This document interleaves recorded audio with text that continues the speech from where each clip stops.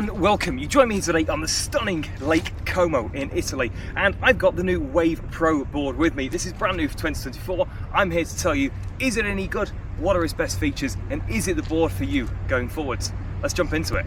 Now, the Pro board is primarily for touring. Because of that, it's got a slimline design with that nose at the front, which is nice and pointy for cutting through waves. It's also 12'6" in length too, so it really gives you a full scope of the actual board itself.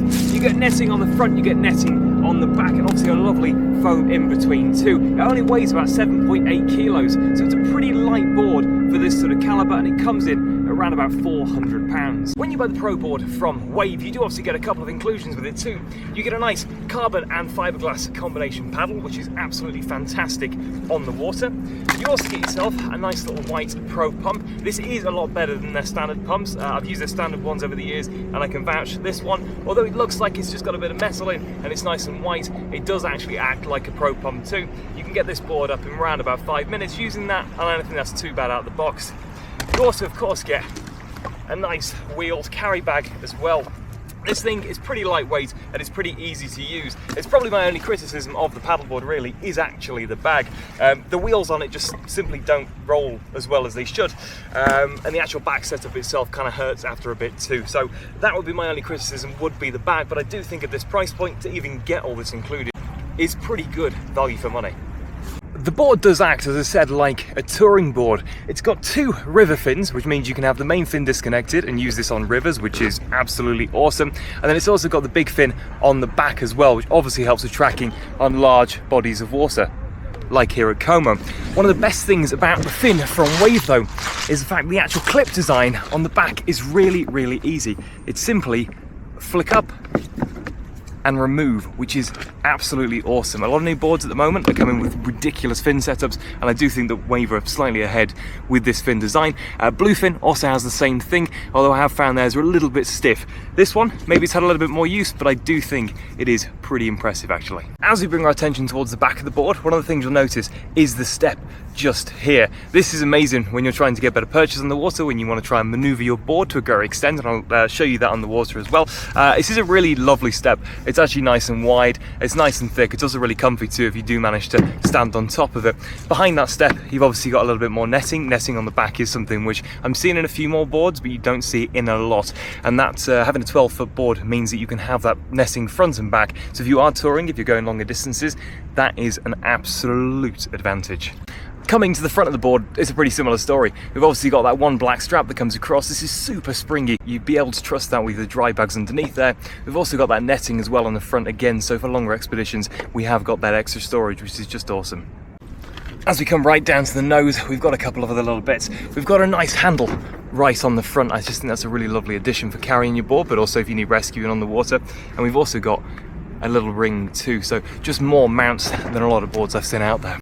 You can also, of course, have the kayak seat conversion too, so we've got the mounts for that kayak seat in the middle of the board, which some people really, really like. I never use a kayak seat on my paddleboard. If I'm going to go kayaking, I take a kayak out. However, there's a lot of people who use this as a multi-purpose sort of watercraft, and therefore that kayak seat conversion is a big plus to them. So if you like that, you can attach it to the Wave Pro, and I actually think if you buy this stock, it comes with that seat free of charge too, which within that price point is it's pretty hard to argue with.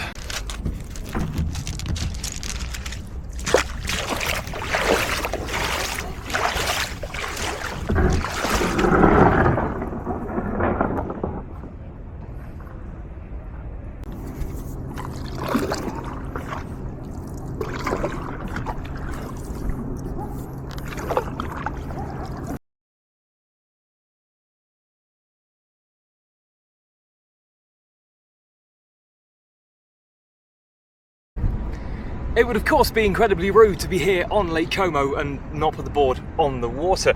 It's funny, actually, as I've just hopped on the board is something which I've just noticed. There isn't actually any camera mounts on this board. Now that's not a big deal necessarily. However, to some people it is, and especially when you're looking at top tier models too, things like camera mounts are something you expect. You could obviously retrofit those to this board, and at the price point I suspect people probably would.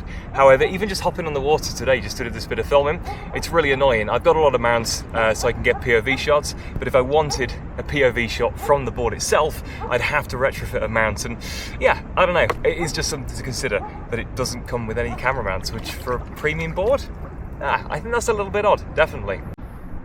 One of the things you've got to absolutely love is the stability of this board.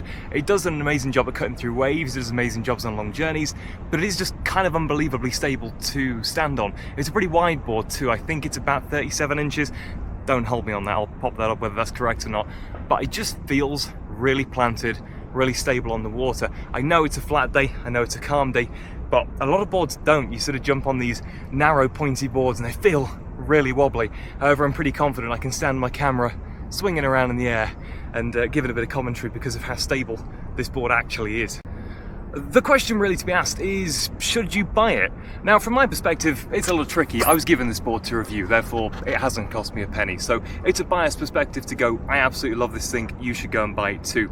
However, we've got a paddleboard centre. I see a lot of these boards all the time. I see these pro boards, I see bluefin boards, I see a lot of aquaplanet boards as well up at the centre, these same 12'6" variations, and I haven't seen anything at this price point with this amount of accessories that comes with it that is this good.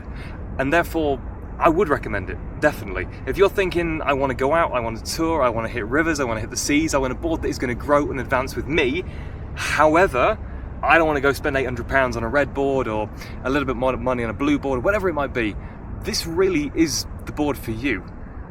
It's mega cool looking. You can get two different colours. You can get this really nice blue and orange that I've got, and you can also get a turquoise too. I think it's sort of a men's and ladies colour thing. However, I'm sure you could mix that around too.